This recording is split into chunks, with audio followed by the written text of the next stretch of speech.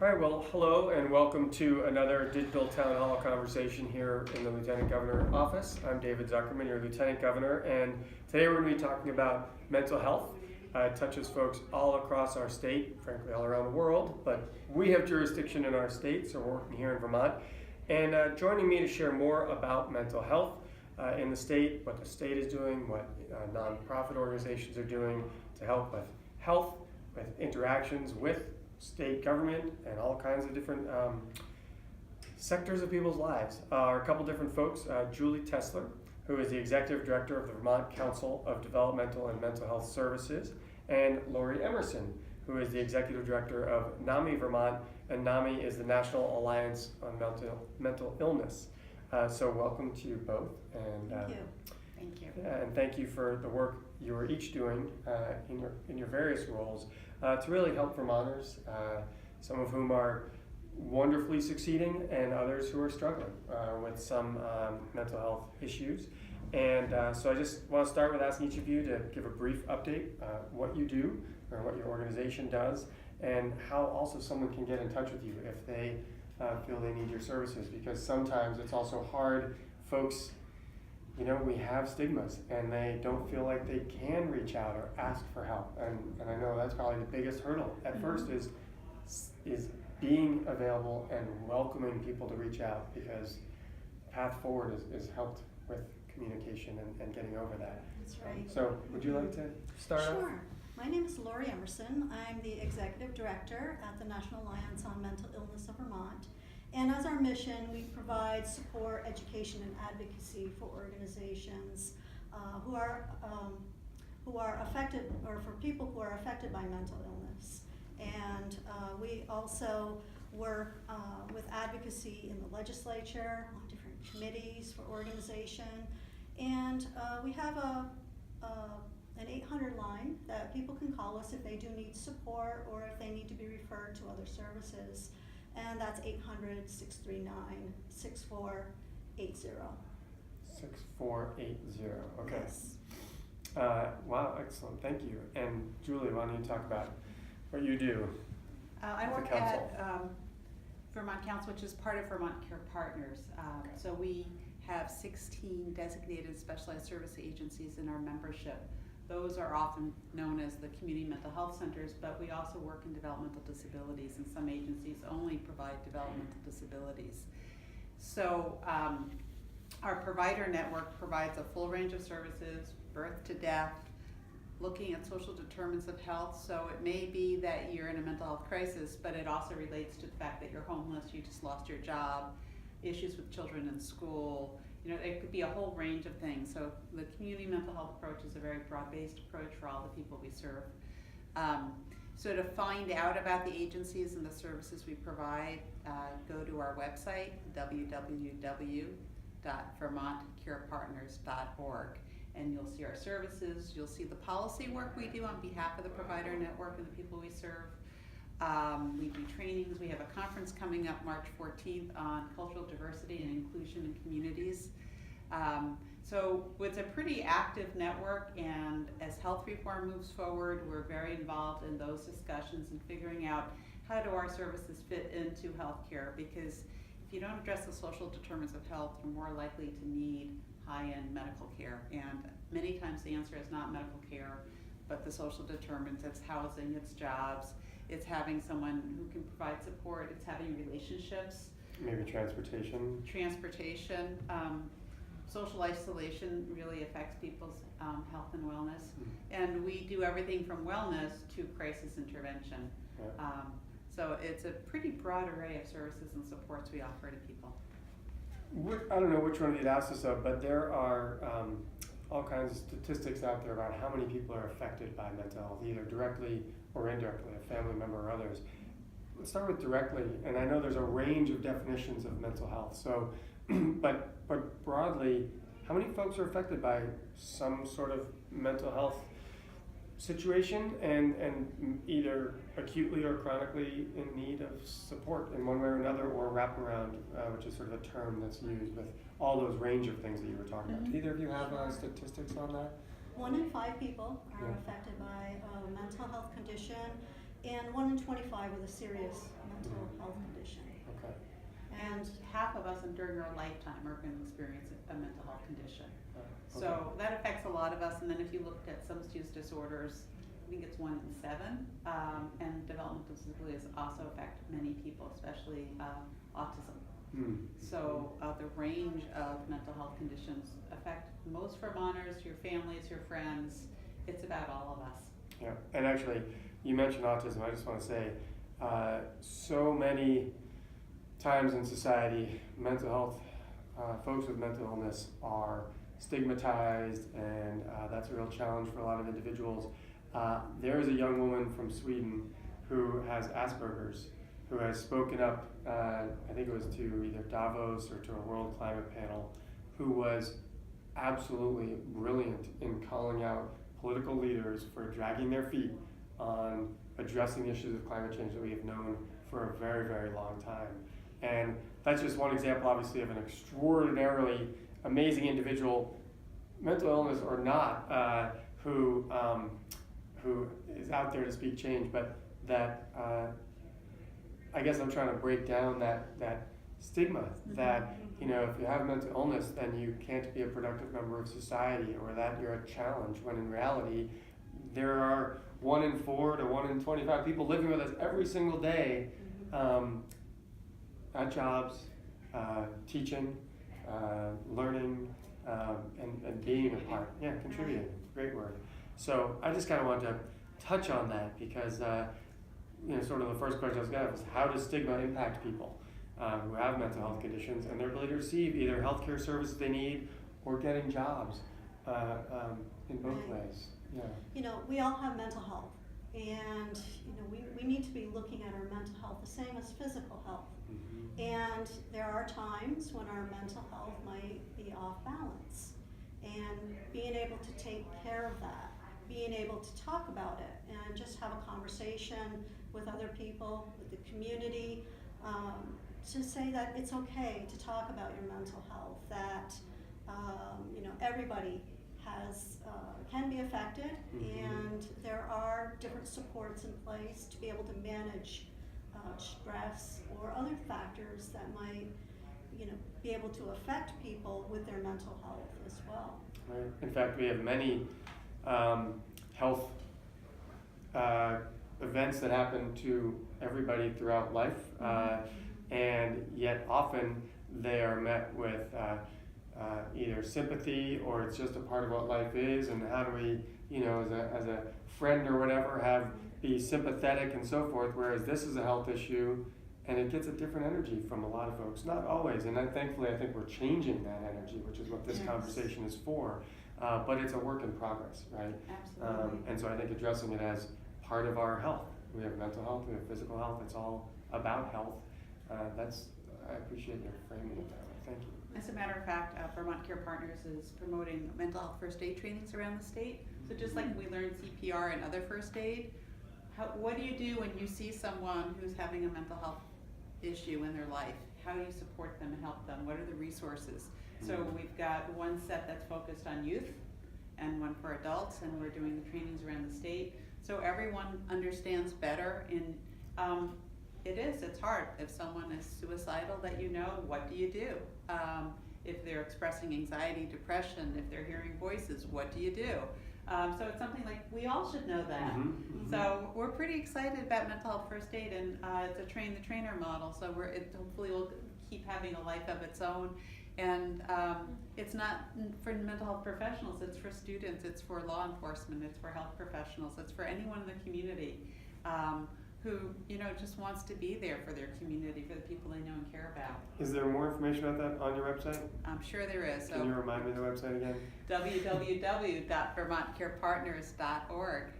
Look for mental health first aid, and if you don't see it, there's a contact line on the website, so you can contact us and we'll make sure you get information.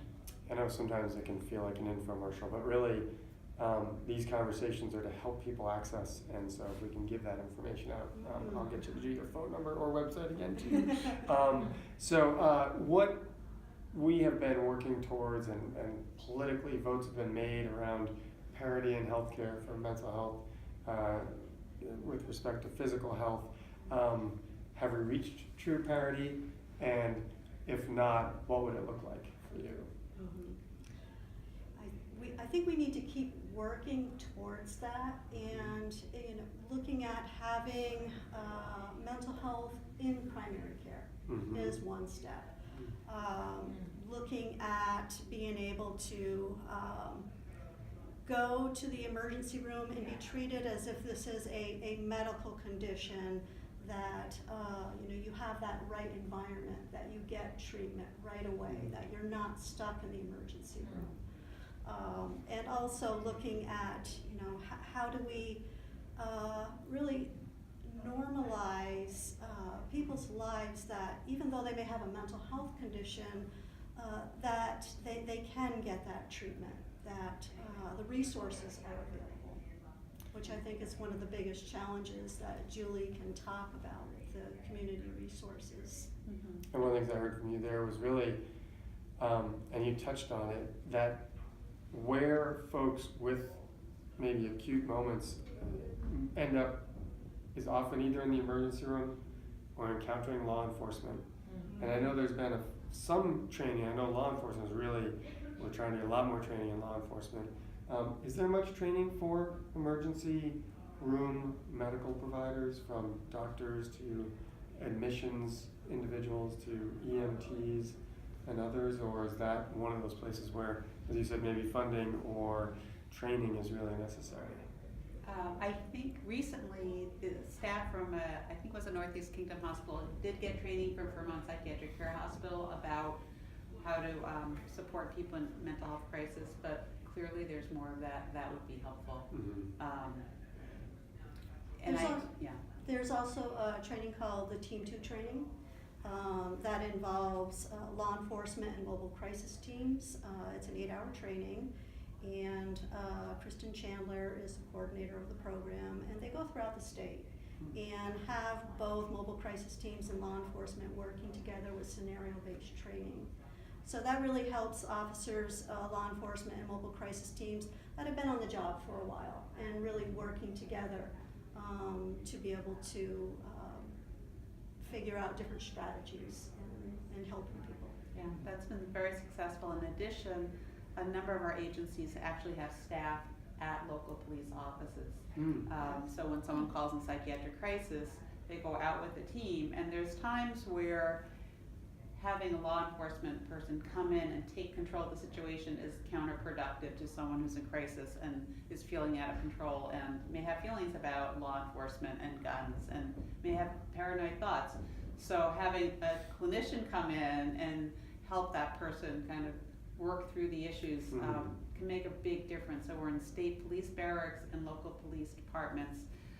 We also have mobile crisis teams and street workers in different communities in Vermont. So all of that is, I think, really making a difference. And we know for a fact that people have been helped through a crisis and gotten the services they need, who might otherwise have ended up either in the criminal justice system or hospitalized. Or worse.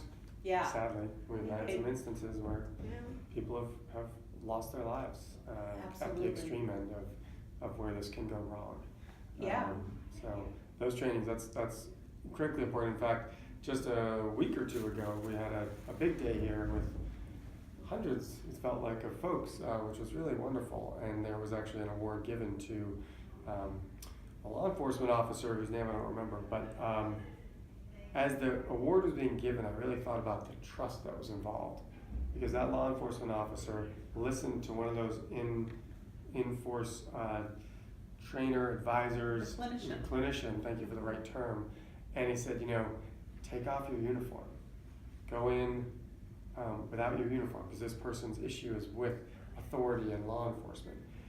And the trust that law enforcement officer had to listen to that advice in what was a dangerous environment was incredible. And then that training that he had also received, and to listen to that message, to then go in and earn the trust of the individual who was really struggling, was incredible. And that was a very, very special day, I felt, here, recognizing that. And but it's those investments, and it's time. You don't get to that point in the crisis moment. That's work that's done ahead of time. And I guess in looking at that, we've applied some resources. We're getting some of these clinicians embedded in those circumstances. But what would you see as the most under-resourced key moment next? There is sadly no way to fund all the things that need to be funded in our perfect world that many of us would like to see. There could be funding for that if the public will and our tax structure and a lot of other things were different. But don't worry, I won't go too deep into that right now. We could go on a tangent. But given limited resources, are there one or two critical investments that are necessary right now that are really wanting for that attention? I think both Julie and I would look at things from a different lens. Okay. NAMI Vermont is that family or peer organization. Mm-hmm. And, looking at being able to have more peer support in the community, being able to relate to somebody who's been there is really an effective approach. So those investments into the peer support with the community, whether it be in emergency rooms or peers helping out in a crisis situation, going with law enforcement to be able to help de-escalate a situation. Mm-hmm. There's really excellent results with the peer community. And it's really about maintaining your wellness when you're in the community. And a lot of times people might need inpatient hospitalization. But then where are those resources to step down and go to the community so that your needs are taken care of? A lot of people just can't go back home. Right. And also having supported housing. I mean, I know our list could go on and on about. Well, that's I know the list is long, unfortunately. And how do we identify that one thing? So it's really difficult to pinpoint it. Well, that's fair. There's so many gaps. Not really a fair question when Mm-hmm. you see the day-to-day impacts of not having the resources to Right. say this need is higher than that need. It's Right. not a fair question really, but I don't know if you have. Well, I totally agree on peer run and peer supported programs make a big difference, and supported housing. Because sometimes people are in the hospital and they're homeless. Like there is nowhere to discharge them to, and some people need support in the housing. Social isolation, I mentioned earlier, is really a critical factor that affects people's mental health. So having support in your housing environment, having affordable supported housing, and then treatment does work. So actually outpatient services, counseling, and that kind of wraparound of someone can work with you to get you the things you need in life, whether it's transportation or a job. I think that combination would help, and I think it's really cost effective. We do need inpatient care, but it wouldn't it be great if fewer people needed it because they got the resources they need when they needed it? And fighting stigma, the mental health first aid, the law enforcement, it all contributes, but when you need treatment, you also need to be able to access it. And one of the challenges in the mental health system is it's so under-resourced, we're not paying our staff well. So 2 out of 10 of our positions are vacant. When they're not there, they can't provide the support. That's right. So we really need to look at the salary parity and making that investment in resources, because community-based services are cost-effective, and it's what everyone wants. Wouldn't you prefer your care in the community than an inpatient facility or an emergency room? It's the old ounce of prevention's worth a pound of cure, and I think one of the real struggles in the elected world of democracy is that we are on a 2-year cycle, and is often crisis management as opposed to being able to invest in those preventative measures. And it's harder for general everyday folks who are struggling through their daily life, whether with or without mental or physical illness, to say, well, why should we put $1 into that? There's no problem right now, when it's actually would save their own tax dollars down the line, much less the value of investing in our community and our brothers and sisters in the community that we should be investing in. So that's a tough one. One more very quick question. I'm going to skip over a couple, but are more people, and if so, why, particularly children, experiencing mental health moments, whether it's moments or chronic? Is there any research on that? What's happening there? It's a wonderful question, and I don't know that I know the answer. We know Okay. that some children are affected by parents' opioid use, poverty, traumatic events in their lives, and those traumatic events, if they don't build resiliency and you don't address them, not only end up to be mental health issues later on in life, but medical conditions. And we're seeing more autism spectrum disorder. So, you know, some of it may be genetics as well as social issues going on. But we're definitely seeing an increase in acuity of children's needs and the number of children who have mental health needs. So we have more and more of a presence in our public schools, but it's really important that we do, because those children are at risk of much more intensive services. Some of them are even sent out of state, and you know, how disruptive could that be to a person's life even if you weren't having a mental health need? Right. Actually, this month's movie and the movie series is The Devil We Know, and it's about PFOA and PFOS and the companies that were using that for Teflon or for water repellent jackets. And the connection here for me is that there were clear connections. The companies knew that the workers and folks nearby who were exposed to a lot of those chemicals actually had greater genetic changes in their offspring. And I can't help but wonder if over our life in our society, with all the new chemicals we have, whether we've tied and made the direct link or not, are we seeing more genetic-based mental health issues? You talk about more and more people having different issues along the autism spectrum disorder. Is that due to chemical exposure? Who knows? I'm just throwing out a question for folks. I don't know if you have a last thought to answer that original question or you want to put out there, and then we are going to have to wrap up. You know, physical health and mental health, it's all interrelated. And, you know, the more we can take care of ourselves to build resiliency, reduce those factors for children, then people will be healthier. Oh, that's great. So thank you. Sorry it's so quick, it's amazing. Time slips right by. I really thank you both for giving phone numbers and websites. We'll make sure those are available here at the end as well. Please feel free to go and watch any other episodes that we've had by visiting ltgov.vermont.gov for past episodes of our digital town halls, or Facebook page at VTLTGov. And please, as always, share ideas for future topics you want to see us discuss. We'll bring in great folks like Julie and Lori and have further discussions. Thank you. Thank you. Thanks so much. It's been a pleasure. Good night.